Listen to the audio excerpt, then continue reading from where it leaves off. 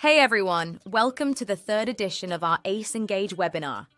We're back with an exciting topic that's going to resonate with all of you, whether you're knee-deep in HR, leadership, or just trying to figure out what to do with your life. This time, we're diving into the trifecta of empathy, listening, and inclusive leadership, the trio for modern success. You know, the stuff that makes you the leader people want to work with, not the one people have to work with. Let's face it, we're living in an age where people are looking for more than just a paycheck. Employees want to feel heard, valued, and respected. And guess what? Listening is finally back in style. And I'm not just talking about pretending to listen while secretly scrolling through your phone during Zoom meetings. You know who you are. Now, before I get carried away, let me introduce the power-packed speakers who are here to break down how empathy, listening, and inclusive leadership can change the game for your teams. First up, Dr. Teena Augustine Joseph. Let me tell you, Teena is not your average mental health practitioner. She's got a PhD from IIT Madras, so she's kind of a big deal. Not only is she a counseling expert, but she's also the founder of Being Balanced Consultancy, where she's all about spreading the gospel of empathy, active listening, and life skills. Basically, if your mind's in a traffic jam, she's the person to help you find a clear lane. Fun fact, Teena's the kind of person who can casually debunk mental health myths. Next up, we have Pakzad. Here's a guy who's seen it all: mergers, acquisitions, HR digitization. You name it, he's done it. With 23 plus years of experience under his belt, he's led HR for giants like Mastech, Pharmarack, and NextDM. And if you thought HR was all about policies and paperwork, he's here to show you that it's more like strategy meets people magic. He's even bagged the Chairperson's Award at NextDime for his contributions. Not bad for a day's work, right? He's big on tech, having implemented SuccessFactors and Darwinbox, for those of you who've been around the HR block. But what really sets him apart is how he balances tech with the human side of HR. After all, you can have the best systems in place, but without empathy and listening, it's like building a house without a foundation, or worse, like ordering biryani without the raita. And last but definitely not least, we have Shyam. Shyam's the guy who takes HR to another level. With over 25 years of experience, he's not just hiring people, he's shaping organizational cultures. As a group CHRO, he's worked across industries like IT, financial services, manufacturing, and even medical tourism. Yep, helping organizations from all walks of life, literally. Shyam's expertise covers talent acquisition, compensation and benefits, and change management. And let's be honest, in today's world, change management is like trying to keep up with Gen Z slang. Who knew simp meant that? But Shyam makes it look easy.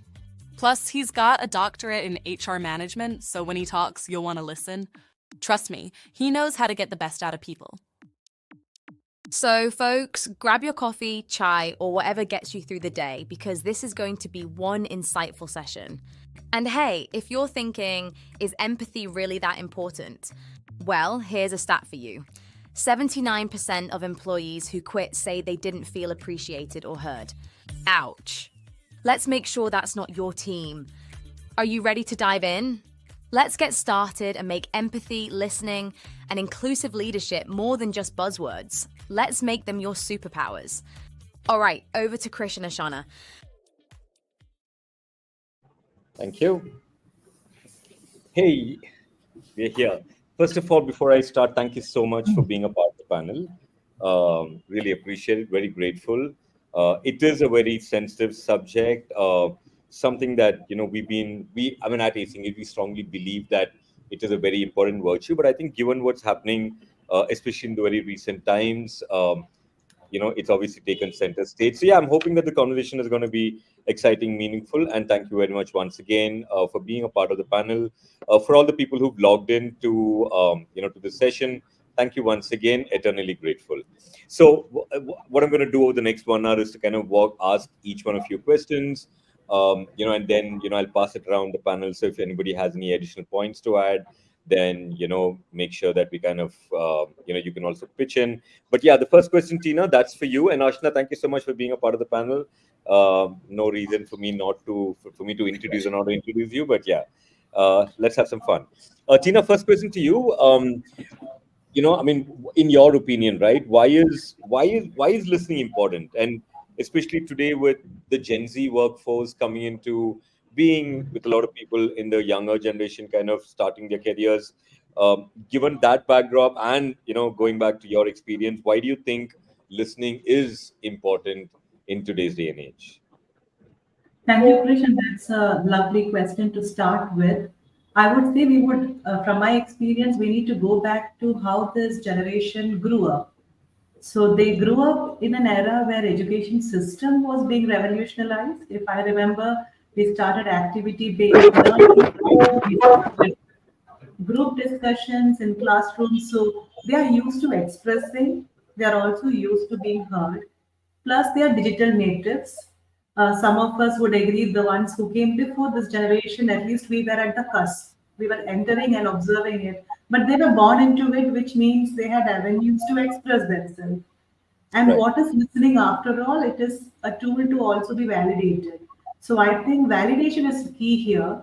So when a generation grows up with these many avenues, it's quite natural for them to want to be heard and also validated. Merely listening is not important. Also, actions which show you validate it is quite important to this generation. Plus, they also value mental health a lot. They're also listening as a strength. So they know where to go to be heard or listened to. And it's only natural that expectation is extending to all spheres of their life, not just work, also in their personal relationships. One of the major complaints I often hear is, I don't think I'm being heard enough, or I don't think my Right. friend listens to me or partner listens to me. So I think listening is very important for the person to know the person is on the right track. Right. No, no, I love the part about validation. I think that has become increasingly important. And yeah, I guess no better way to show validation than to really listen, right? I mean, listen intently. Pakzad, you want to add something to that? You're on mute. I've been waiting for somebody to tell that. It's been a long time. Since earlier. Uh, yeah, yeah. So, see, listening means not only paying attention to the story, but, it's how it's told, the use of language and voice, and how the person uses his or her body. So, I think that it's just beyond, and as much as it is important to be heard, uh, I mean, the person on the other end needs to know how to respond and how to acknowledge. And listening without action or listening without an outcome, after a certain point of time, gets baseless. Sure. Yeah. Right. Cool. Sham, from your closing remarks Yep, on I feel, listening. yep, it was a great thing, but I feel listening is the first step of accepting the person. You need to accept the person, appreciate the person, because if you don't do that, then you'll not be open to listen to the person. Today's Sure. world, a lot of people have been in the world of assumptions. They assume that could be the one, that could be the best, but until unless you don't allow people to speak and you don't listen to them, the Right. clarity and the miscommunication between the entities around, that doesn't go. And that's the actual problem in any stage of with people management. They start assuming. Right. Yep. Interesting remarks. Thank you so much. Pagzad, next question to you. I mean, I know that we're all talking about, technology in today's day and age. A lot of stuff is moving towards AI and things like that. In your opinion, right, from a listening standpoint and from a listening capability standpoint, what role do you think technology can play in enabling organizations to become better listening, or should we just rely on human beings? Are we expecting technology? Uh, I mean, Krish, this answer, if you were to ask me, say a couple of years prior to LLMs and Gen AI coming in place, the answer would be a little different. But Right. times are changing. I mean, I think for the trained eye, you just did a complete opening using AI, and that was awesome. And did you feel heard by AI? I don't know. uh, but AI was actually replicating you. So, can technology do this? The short answer, not in entirety, and not in its entirety, and not yet. That's one of my daughter's favorite books. It says not yet because every time I ask her, "Can you do it?" the answer comes as not yet.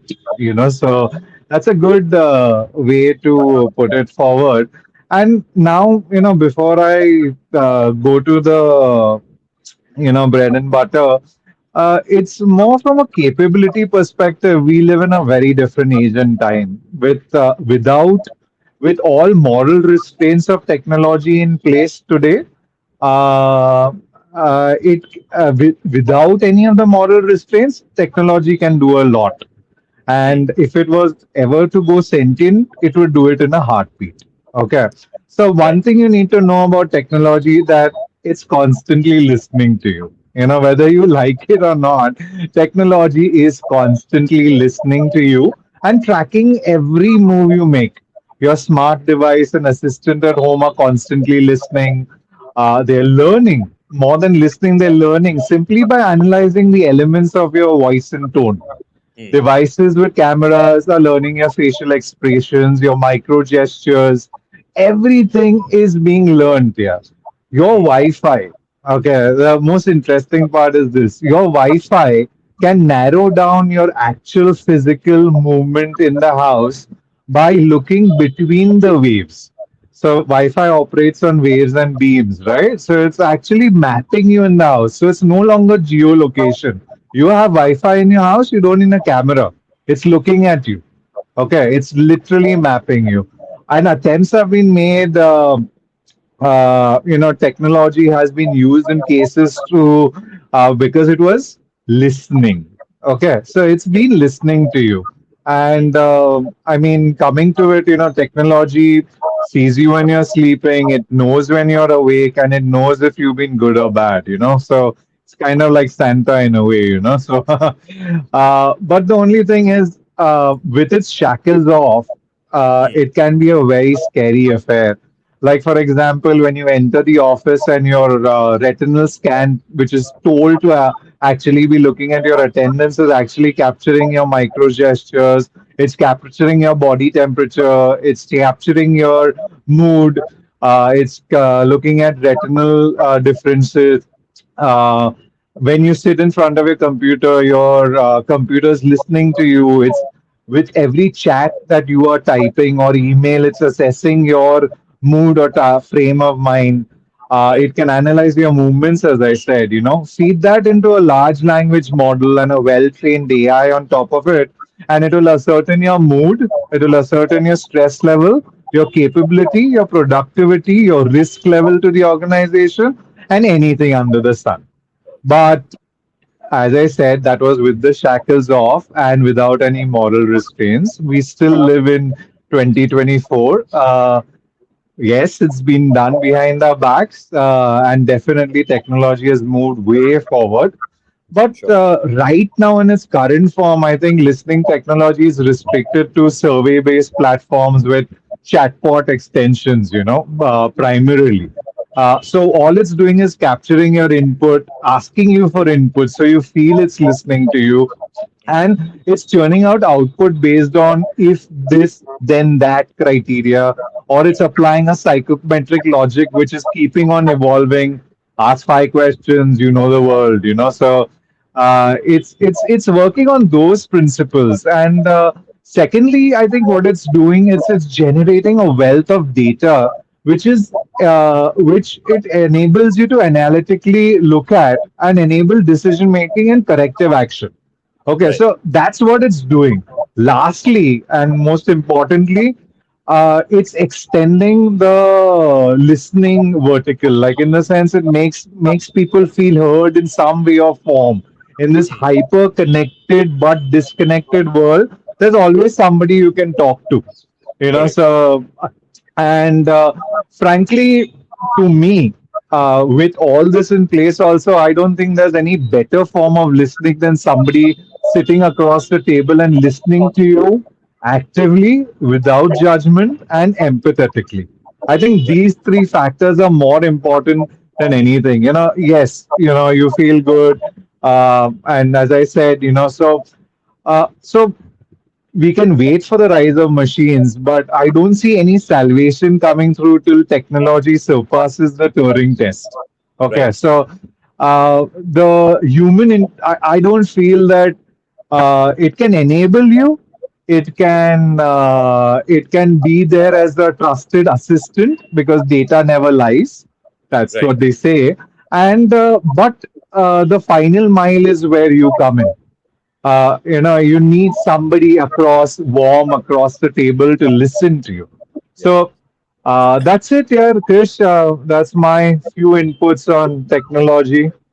Done. Yeah, and also I think like what Dr. Tina said earlier, right? I think that whole validation is also important. So you want somebody not just to listen, but you want somebody to validate. And I'm not sure if I mean I'm hoping that AI will get there at some point, but I'm not sure it's doing that right now. And but the advantage I think is the ability to listen to a lot of people at one time. Because typically in our Correct. model, it's a one-on-one kind of a situation, right? But here, if you're able to listen to a lot of people, and I think one of these a long time back, a movie had come, and I think it was called Her, Her. and Yeah, I yeah. feel like a great movie, and it touched but upon very but that's different. driven by that's also driven by another epidemic called loneliness.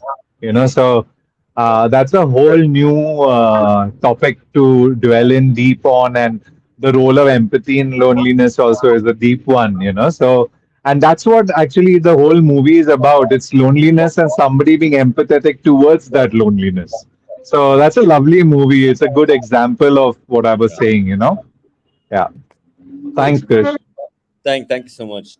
Yes, I'm not going to go around the table for that one. I think we've covered. Unless Dr. Tina, you have something to add, and do you have anything to add around technology? I know that you believe in a very human-centric kind of a model, obviously, but and rightly with you on that. But do you believe I'm that? a great friend of technology. In fact, my sessions are online. So the fact that we can offer therapy sessions online with going to a therapist, taking some time out in True. your busy schedule is difficult. And there Right. are a lot of mental health apps. For instance, ICBT is a way more easier approach than Nice. going for a 8 sessions of CBT, which is Right. cognitive behavioral therapy. So technology is enabling in a lot of ways, at least in mental health field, so that people can be heard adequately. So an organization, especially through their EAP services, is Can. utilizing and leveraging technology to reach out to people and show that we are hearing you. Sure. But tell me this in terms of when you're doing when you meet somebody in person versus when you meet somebody online. I mean, there is obviously a difference, and I'm not going to get there. But is that is that difference getting bridged because of people getting used to it nowadays? And is it? Definitely, it's a bridge. Yeah. It's more affordable. It's Mm, accessible, and you might find it hard to believe, but major modalities like EMDR, which is a trauma approach, has mhm. developed an entire protocol for crisis and disaster management, which Wow. can be delivered online. So Wow. everything that you do offline, there are different modifications made to make it possible online. And from Right. experience, I can tell you, the baby boomers and the millennials perhaps hesitate, but the Correct. Gen Z is a great fan of online sessions because Right. they can take up more sessions, they can plan it in timings that suits them. So I don't see any challenge in online sessions so Oh, nice. Interesting. Yeah, Pakzad. So I think that you brought up. I think the secret sauce over there, na Krish, is that you need to dot the online intervention with offline meetings. And Sure. that's something that helps. Like we during COVID and after COVID, and IT companies just refuse to come back. So but having the team meet every say alternate twice a week. We used to do 3 days offline and connect over lots of mediums and do the needful.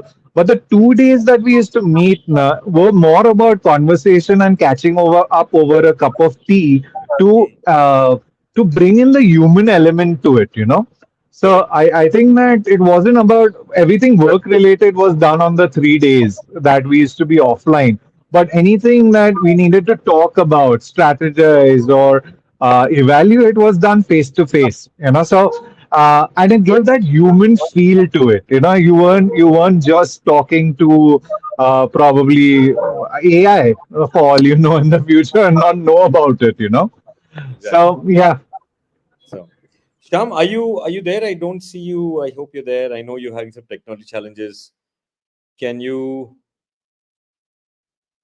can you hear me, Sham? Cool. So I'll come to Sham later. So let me just bounce back to you, Tina. So you know how every organization, rightly so, invests in EAP programs, right? And I think it's really nice that companies are taking that step to kind of help. But I'll come back to you, Sham. I'll just move to Tina. So, but on the flip side, when I talk to CHROs and ask them about EAP programs, one of the challenges that people talk about is utilization. So as an organization, yes, I have an EAP program. I've told employees that, hey, listen, we have this. It's confidential. It's anonymous. It's easy to execute. Pick up a phone call. Do so. They've done as a CHRO. I've done everything to make it very simple and easy for my employee to use that facility. But for some reason, utilization is really low. So I'm talking about abysmally low, right? Now, I think the question that I had for you, considering that you have a lot of expertise in the space, is that what do you think organization, what do you think, how do you think EAP programs, um, what do you think they can do to make the EAP programs work better and to improve, participation and, their effectiveness? That's a long question. So to start with, it needs to be a need-based assessment. Why do I need an EAP program, and what are those areas I wish to target? What Okay, often happens is we either have some sessions or we have a portal which has a lot of therapists you could sign up and take sessions from. sure. It may not work with everyone. Let's take the Gen Zs, for example. A lot of Right. them already go to therapists, have Hmm. been in therapy for years, so they wouldn't want to change to a new therapist. Sure. There is a serious worry about a hidden agenda behind EAP, and people doubt its purpose washing because it feels like the management is in hands with the therapists or the EAP providers. That Right. has to be broken. So the Correct. authenticity of the service provider is very important here. If Sure. you come across as an authentic service provider, the adoption of EAP services becomes easy. One thing I've often noticed is people Google these EAP service providers. Hmm. They even follow their social media posts and they make a judgment. So you're out there. So Right. what is my ideology, my value as a therapist is constantly being assessed. So if that doesn't sync, so you hired an EAP provider who has a separate agenda, value, political view, people Sure. may not adopt. So there's a lot to take into account when you institute this. Right. Second is, I come and take these services, but I don't see any change in the organization. There You have don't. been no, there have been services where whatever was collected from the EAP services, their feedback was used to target people perhaps. So there's a Right. fear. So somebody says, okay, these people cannot be trusted. I would rather go to a private practitioner and take my mental health needs seriously. So there's Right. a lot of abuse happening, misuse happening. So that's the challenge. So I think openness. Something that I have seen works brilliantly is leaders and managers being vulnerable. So wherever I have found success with EAP programs I conduct, the managers talk about how mental health or EAP services have helped them, what are they suffering from, how have they, because this authenticity is important, at least to the Gen Zs. They Right. value a person who walks the talk. Right. Therefore, Correct. the organization, the manager, the leader has to walk that talk. When there is a break between all of this, people start realizing this is just a facade and there's no point in subscribing to it. Sure. Great. Uh, but on that Krish, subject, one more follow up. Yes, Ashna. so there's actually a question from Millie, and I think it talks about manager and leadership. And since Dr. Tina raised that, so Sure. the Nice. question is, can you share how organizations can overcome resistance from leadership or middle management when it comes to adopting listening practices? So I think there is an inherent assumption that there is a resistance. So if there is a resistance like that, how should organizations deal with it? And if there are misconceptions today, how do we address those? Yeah. In fact, sorry, I'm just gonna take just So I think there was the other question that I was going to ask Shyam about, which probably is a follow-up to this one. So I'm going to ask that question to you, Shyam, is about, while all this is being done, right, and continuing to what, Dr. Teena was saying, what can leaders do to contribute to, fostering a culture of listening and open communication? So what is it that we as leaders can do in terms of steps, measures, process in to put in place to encourage people to open up? Because one of the things that I'm continuously hearing is that, yes, I have a challenge, but I don't know whom to go to, or I'm uncomfortable talking about it. And therefore, I think the question to you, and we can ask the other experts to contribute after you say Sure, something. sure. So just before you answer this question, if you see the trait of leadership, that actually varies from industry to industry. See, I represent 6 domains of Sure. manufacturing, medical tourism, insurance broking. So Hmm. leadership trait in different industries are completely different. If you see a leader in a factory, he is actually the factory manager. He is a part of the factory productions. He's a part of the complete day-to-day operation of the factory, but still he's a leader. If you see the Sure. same guy in medical tourism, he's a doctor actually. The leader in the medical tourism is a doctor. So the Hmm. way leadership is seen nowadays is completely different from the older days. For me, leadership is all about a part of the team, being with the team and ensuring that they become the success factors after the leader is there.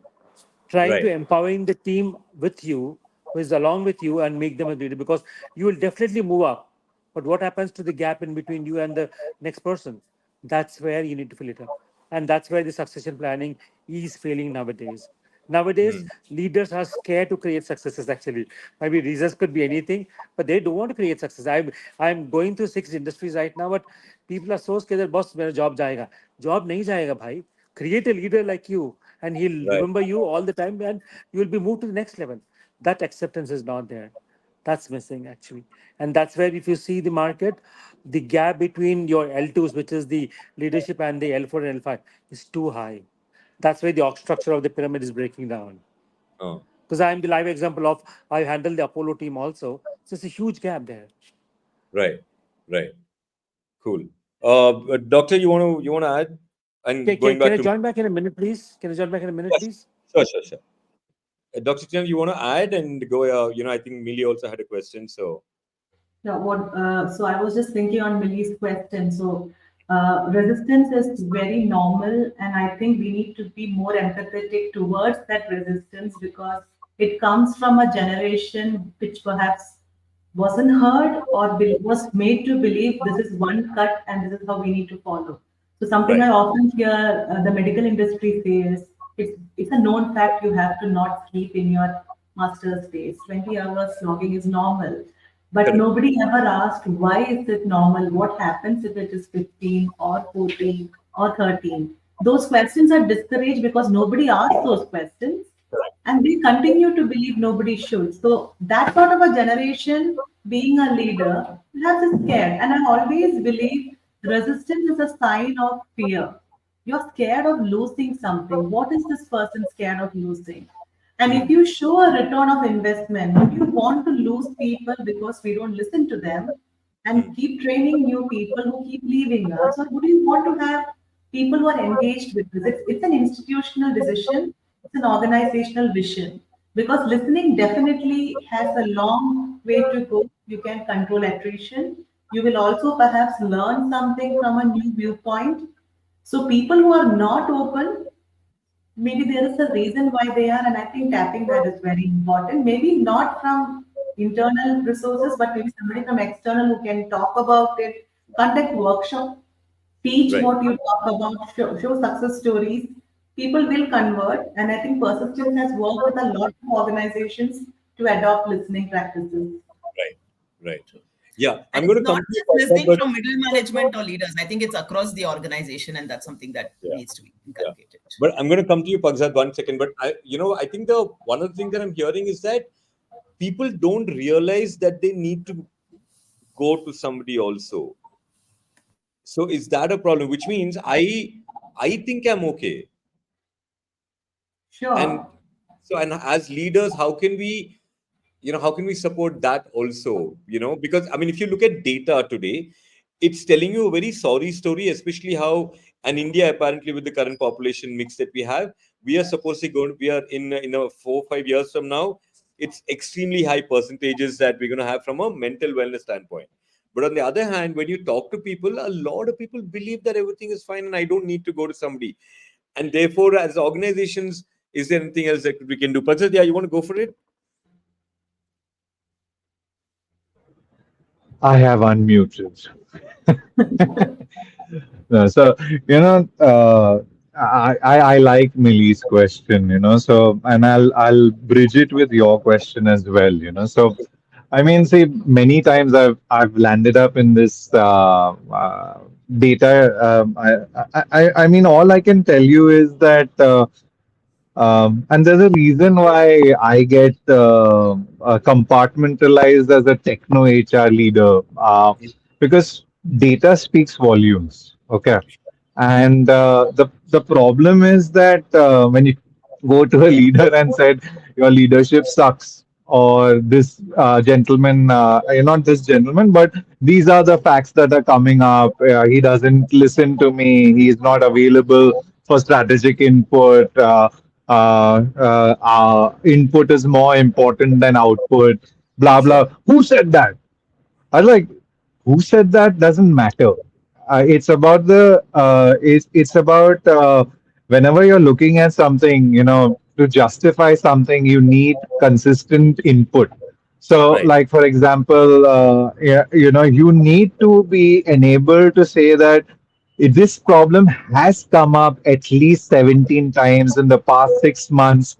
So Hmm. data comes to your aid over there, and you need to keep that uh, central, but at the same time, qualitative will only get you so far.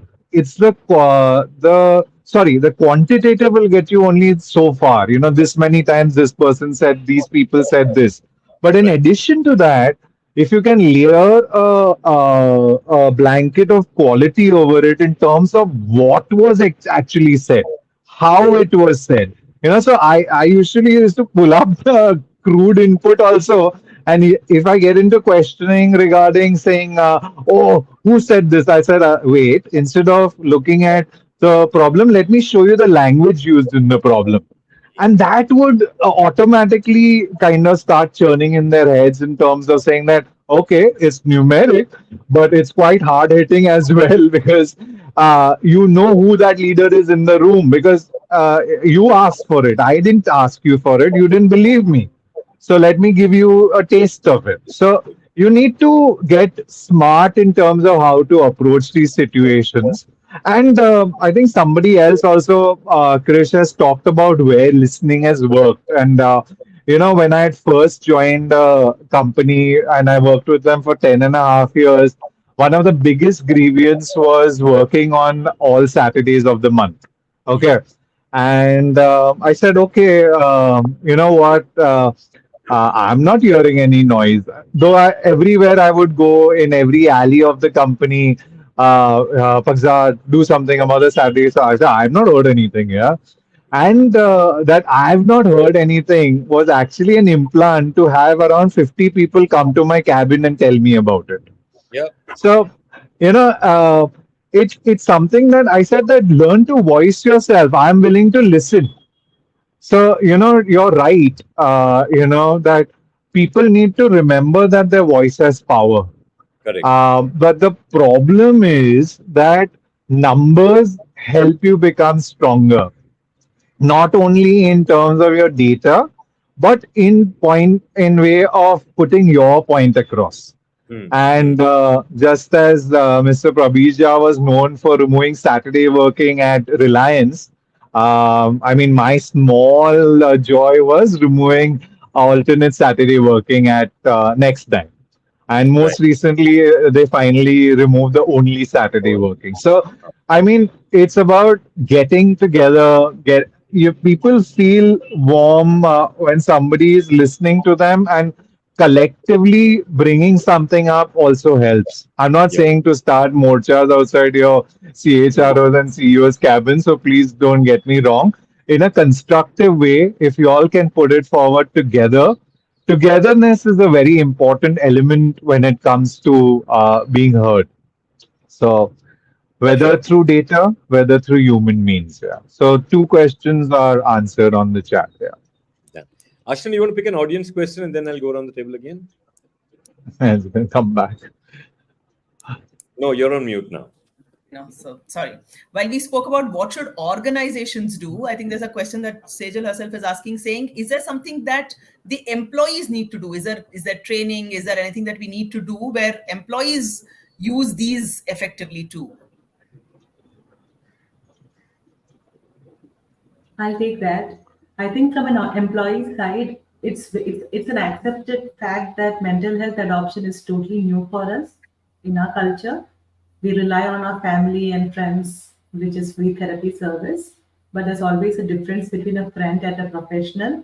And I want all of us to approach this with a mindset that it's not going to be the first person that you meet be the right person for you. But that Sure. first person does not define this experience. A lot of us have been hurt perhaps from stories we've heard or personal experience. So when you approach the EAP services provided, if it doesn't suit you, there's Hmm. always a way to get out and find a better person. Also, give feedback to the service provider and your organization. A lot of people believe you're not allowed to give feedback to your therapist, which is not true. You can, because they are also human beings and it's a different relationship. You get to know each other and you work over time. So, because Hmm. of this, I see people leaving mental health approaches halfway saying it doesn't work. Also, there's a lot of myths about 2 sessions I should feel better or I should feel fine, while the concept is the opposite. The more you start talking, the more it hurts. If you've ever noticed when a wound heals, it feels painful because the skin starts stretching. We don't stay there for the wound doesn't heal. So it's Right. important to trust the process and keep waiting to find that right person who could help you. Right. So that's one thing you can do from your side. And we are all struggling here. It's not like all of us were trained to support each other, listen empathetically. The generation before has dumbed down by their senior generation, their parents. Maybe a little bit of residues of those is coming to the workplace. But it's important that we give feedback and change that, But that's about working on the way you communicate those things without it coming across as an accusation. So, a good EAP program should be able to address those challenges. How do I give feedback? How do I break bad news to a manager without hurting? And many more. And those are innovative approaches. Sure. What do I you think think would that be the sort of, average? sorry, Krish, I think that sort of answers Sridevi's question also. In fact, she was asking, saying, have you seen any innovative approach, in the current EAP programs that have gone beyond the typical offerings? And Yeah. you're talking of ACE. Lots, I mean, lot of them. And I think one smart strategy is not to sign up with one person. It's important to have multiple avenues. For instance, Oh, it's that's not interesting. just have group sessions, have mini sessions where you discuss things, have activity oriented sessions, have sessions where people come forward and look forward. For instance, why is men not adopting EAP services? Are you seeing more women? What's the reason? How can you get the men folk too? And stuff like that. So Hmm. there are men support groups these days, and that is actually bringing men to therapy. So you can have a mix of programs going on. Got it. Yeah. Cool. Great, thank you. Done. Any other question, Ashna? Yeah, I think there are a few more questions. If you want me to jump into straight of those, I will. There's one more on the EAP one. If the uptake of services is low for organizations, why would they want to continue with the EAP? Or should they look at offering something else where you can go for it privately and we will sponsor it for you? So there is a stigma of, if I go through it with an EAP provider that the organization has signed up for, I don't know how it's going to be treated, right? Is it going to come back to me? Is it going to get reported somewhere? Will my manager know about it? There could be those kind of questions that exist in the mind. So instead, have you seen, or do you think that's a good idea, where we tell employees saying, you can go to a private counselor that you want to, and there's an allowance or a reimbursement that can be given on that. Have you seen any such instances? Has it worked? I think that's Yamini's question. Pakzad, do you want You to want take me? Yeah. Yeah, Tina, I'm just, it's unfair to have all these coming towards you, Mhm. there's this, see, now this is where the unison of the HR policies and the now we have something called total rewards. This is the new CNB basically, Yeah. and CNB is now getting a little bit smarter in terms of like my answer to you is that why do you want a Mediclaim? I mean, Hmm. you're going to use Mediclaim only when you're sick, right? I mean, or you're getting injured, right? So it doesn't mean that a company doesn't need to go in for EAP just because it's not being used by all. You have to start thinking as a as it as a it's Mediclaim for the mind, or you need to start thinking a little differently when it comes to that. And secondly, with this total rewards basket, people are starting to think, and I was on another panel and we were discussing, is that some people want, say, Mediclaim, some people want a gym membership, some people want EAP services. So what's happening is that the basket of rewards has to start getting innovative. Sorry, I'm calling it rewards, but that's the lingo that's going around. Correct. Yeah. I mean, let it be out there. Let it be available to the person to use. The unfortunate part, which is also being addressed by multiple new age startups, is that the reach to smaller organizations. See, the basket is available when you're big and strong and have a slightly better budget. But now even that's coming slowly through Plum and etc., which they're bringing this to smaller establishments as well who can use it. So, what I'm trying to say is that don't look at it any different from any kind of assistance or help that you may require. It's not any different. The problem is we make it different. Hmm. So normalize it. So I think that will help. Correct. Yeah. Tina, does that help you in a way? Yeah, I think the word is to Definitely, normalize it. definitely. Normalize it. Yeah, Yeah. I And I think think very normalize. valid point. Don't treat it as, you want all the 100 to use it. Even if there are 5 or 10 using it and they need it, that is the benefit that they need. But I think Okay. educate the balance 90 that this is a service that is available. And if you Exactly. can go Yeah. for it. Yeah, and I think Like I like think for the like any other service, LinkedIn, a recruiter license costs probably 6 lakhs an annum. You hire one senior, you're covered with the cost. I mean, it's how you think. It's how you think that the benefit.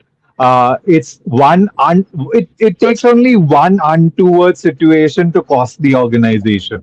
Okay, yeah. I have to think both ways because unfortunately, I will get employed, or when I'm employed with an organization, I need to think about the organization and the individual. So, if you're Sure. thinking from an organizational viewpoint, you think about that one poor individual that could have used the service but could not use the service. Correct. Yeah. So, don't think from a plenty perspective. Think from a one-off perspective, which can have multitude of benefits to you. Yeah. And you need people talking about this, saying, "Hey, listen, I like how you." I mean, you without batting an eyelid earlier when I was talking to you, you said I use I go to somebody and I speak out, and a lot of people still believe, there's a bit of certain element of taboo involved. I don't want to admit. In fact, yesterday that is crazy. I was listening to a podcast, and they were saying that there's data to support, and I don't know if it's SHRM, but somebody had said this that your chances of getting promoted diminish if you go and tell people that you're going to a therapist, which is so sad. And this is data, and this data that's being published, and I think that's what needs to change. And if I now that I've read that, I'm going to be very careful about telling somebody this, because who knows if that like that's the whole problem, I guess. Why go to a coach here?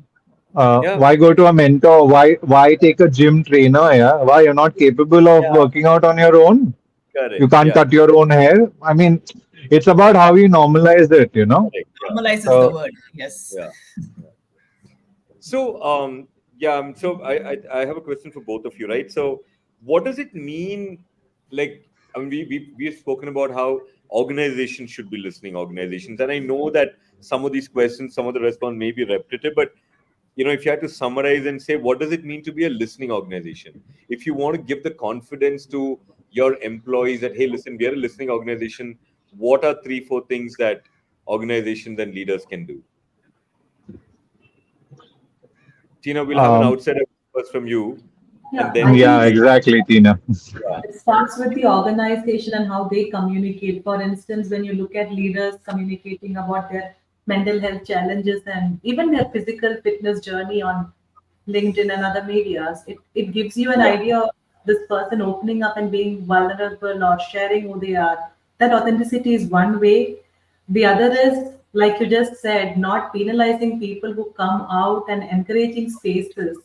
So Right. a lot of workspaces have the LGBTQI or the neurodivergent forums where people get support from their ERGs and are able to support each other. Because Hmm. acknowledging that people are diverse and their requirements can be diverse, and having a space to address that and make this environment work friendly.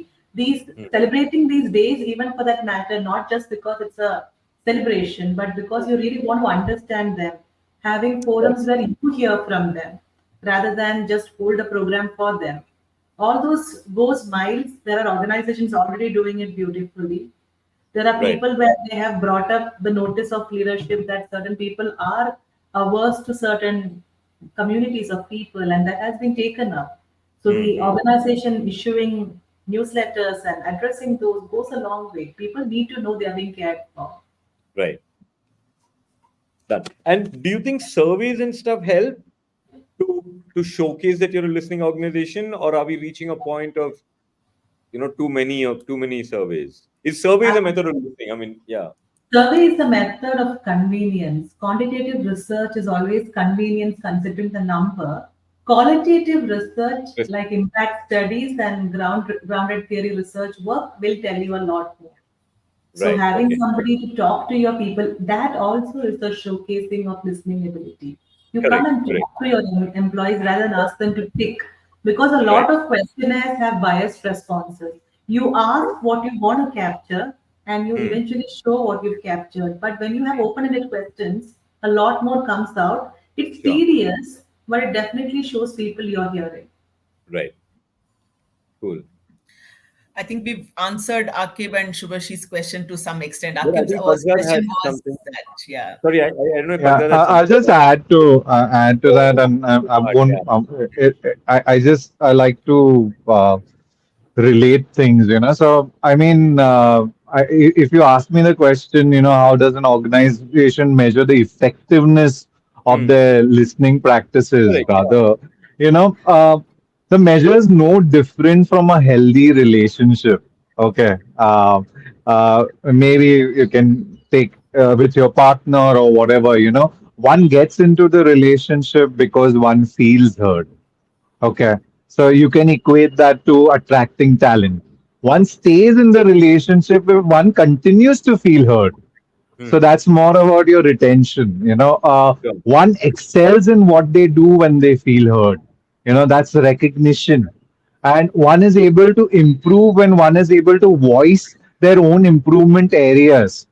It's about performance. So technically your outcomes would be better attraction, better retention, better recognition, better performance. It's just how you need to relate it. See, the problem is that the people space is squishy and loving, and leaders want numbers, and I don't want to listen to the qualitative part about your discussion. Just tell me quantity. How many people left because they were sick?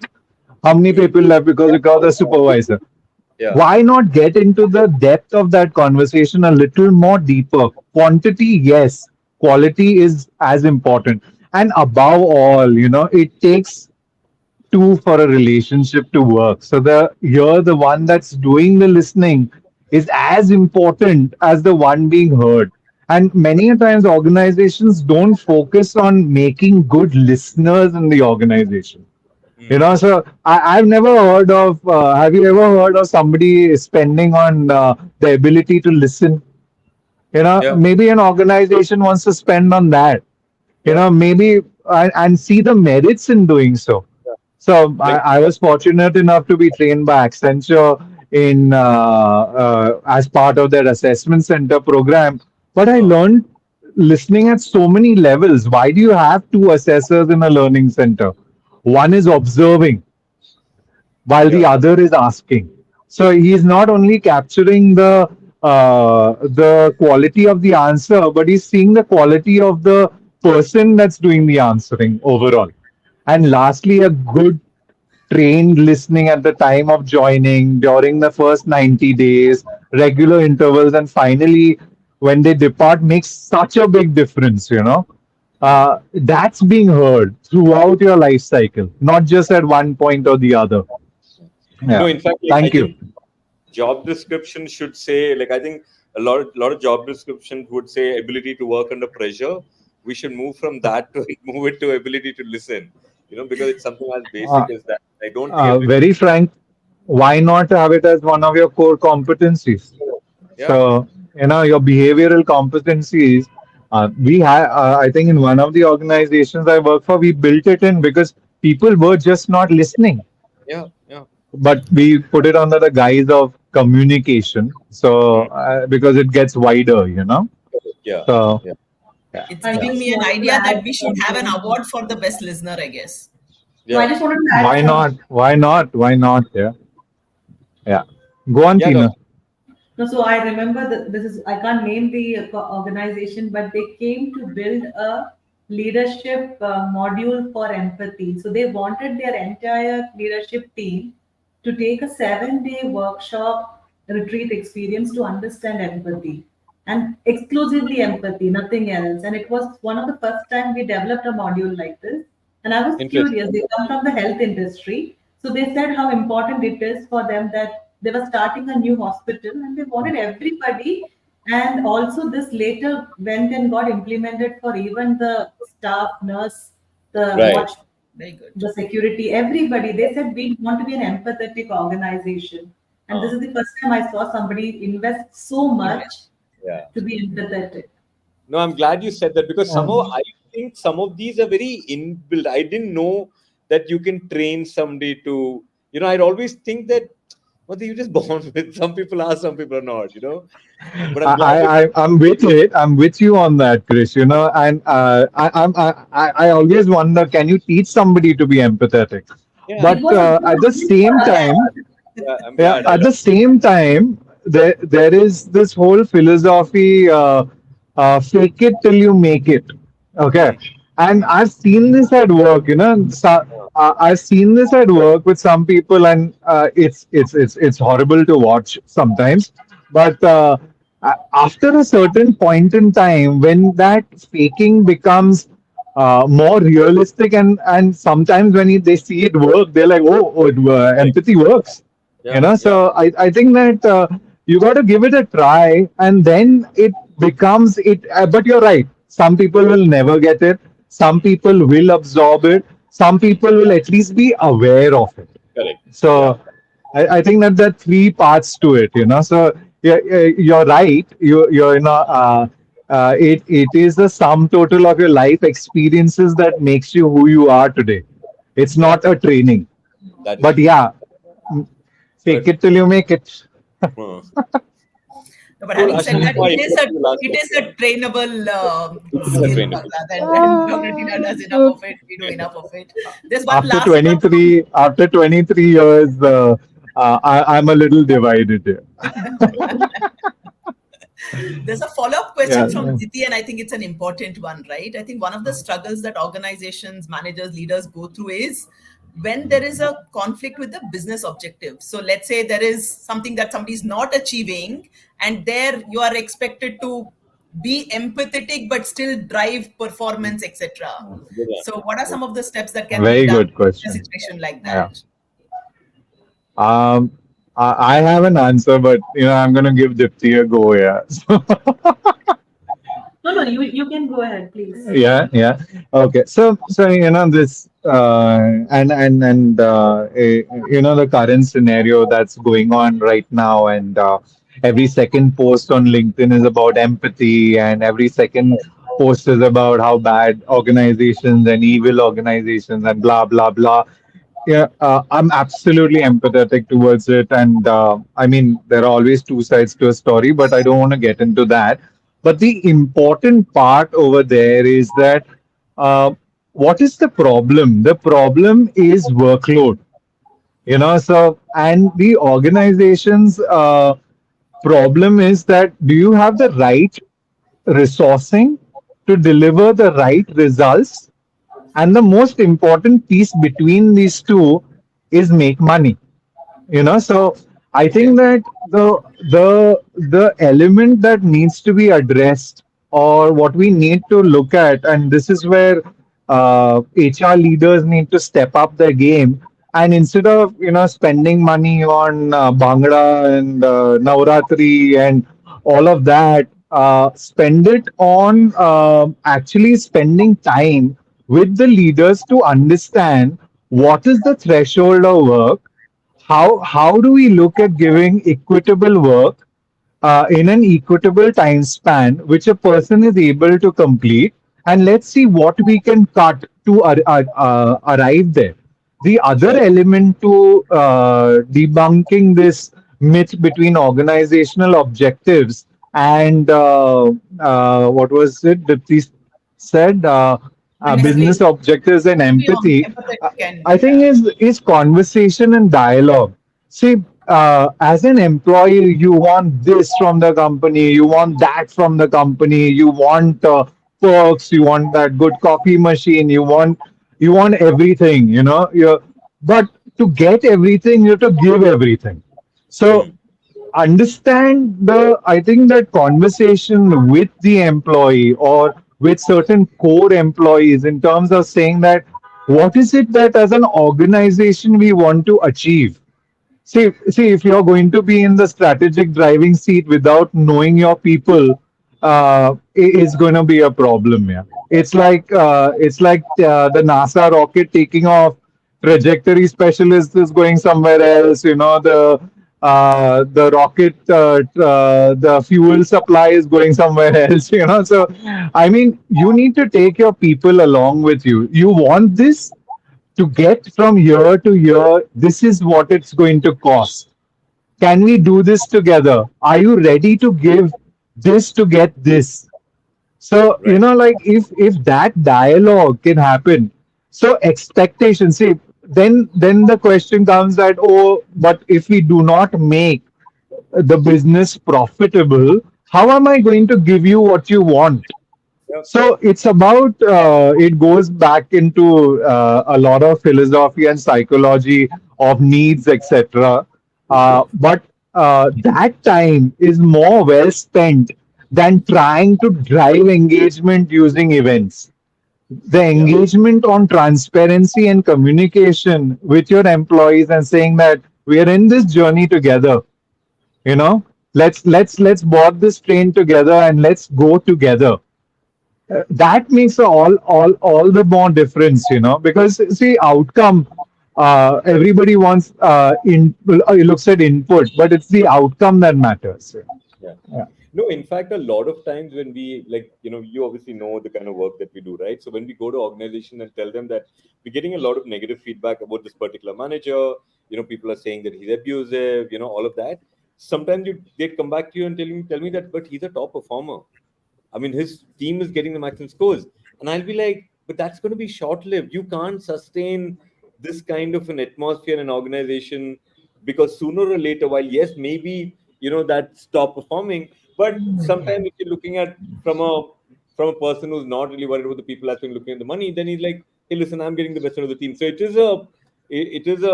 I think it's a thin line, but it's probably important for organization to prioritize what their culture should be because that's what is going to stay for long, right?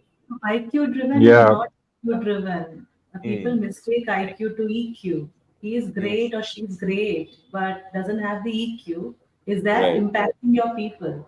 And is Correct. that reducing the contribution all of them are doing? This one Right. guy can perform. What about the others? If Hmm. they are going down, because it's difficult to work with people who have high performance Sure. targets, achievement anxiety. It's difficult. Right. Cool. I know that we have touched the 1 hour mark. Ashna, do you have one last question? Um,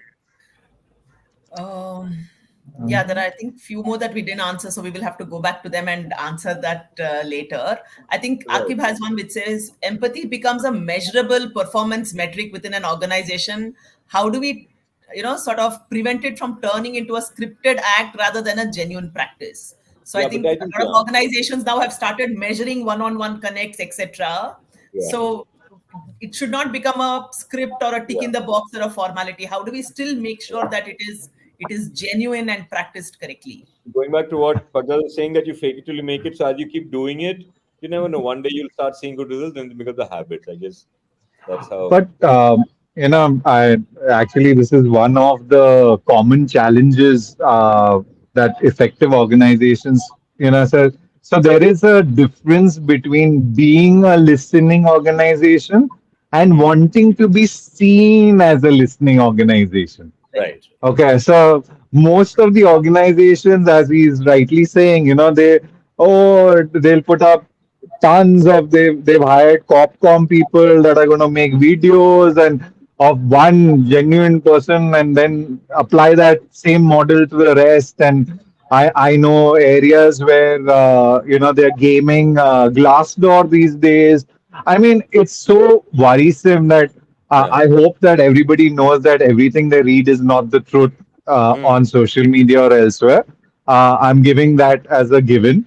But the other part is that, that it breathes, wanting to be something that you're not is the breeding ground for unhealthy cultures. Mm. And secondly, an overdose of listening without outcome can only lead to negative outcomes.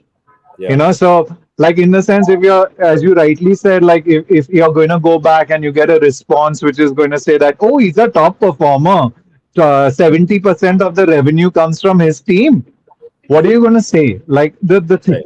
thing is that you should, before you employ a mechanism of listening, be ready to do the grunt work of correction. Very Sure. true. And Yeah. lastly, organizations become overwhelmed with listening as well, and that's where defense comes into play. The only thing I can tell them is, instead of being defensive, move towards transparency and vulnerability. It's okay to be a crap organization, admit it and want to change. So that will help you more to garner votes and say, okay, I want to know what I can do with you to make that change. Absolutely. And I think Dr. Tina said this in her initial first questions response, right? Listening includes listening to them and actioning it. Without that, it's not listening completely. Bang on. Bang on. Some Any awesome questions here, but I don't know whether we have the time. There's some over there. I can't, I can't, So, I can't, I can't how do you continue address to me? ask you guys for goodwill, right? I mean, so we will have to shut it. Thank Thank you. you so much, everyone. Tina, any closing words? I think it was a great start, and I think we should have more of this because I think it Please. takes some time for these things to sink in. Correct. Correct. Yeah. Sure, everybody is still reflecting. So Mm. keep reflecting. That's the beginning of empathy. Yep. Nice Absolutely. one. Thank you so much once again. Pakzad, anything from you? No, I just feel that uh, there's a lot of people playing emotions right now. Don't go with the problem. Try to be part of the solution. Like, let's try and see what it's very easy to say be empathetic. Very easy to say we need empathetic ways of doing things. But start small. But start somewhere in your own way. Mm. And I just want to tell people that help is available to you outside organizations as well. Yeah. So reach out. Yeah. I think reach Cheers. out to the good one and just talk to somebody. Done. Ashna, anything from you? No, I think we've covered that beautifully. A lot of messaging out there. I hope the participants have sort of taken in those messages and enjoyed it. Looking forward Yeah. to more of these. Yeah. For all of you who've given some questions which we've not been able to answer, we'll try to answer them on our AceNgage page. Thank you very much, everyone. Eternally grateful. We had a great time. It was a learning experience for sure, and we look forward to many more of these. Thank you so Yeah. much. Yep. Dr. Tina and Cheers, Pakzad, guys. Have a nice weekend ahead. I think Yes, so. have a You good want to stay weekend. Thank Bye. you.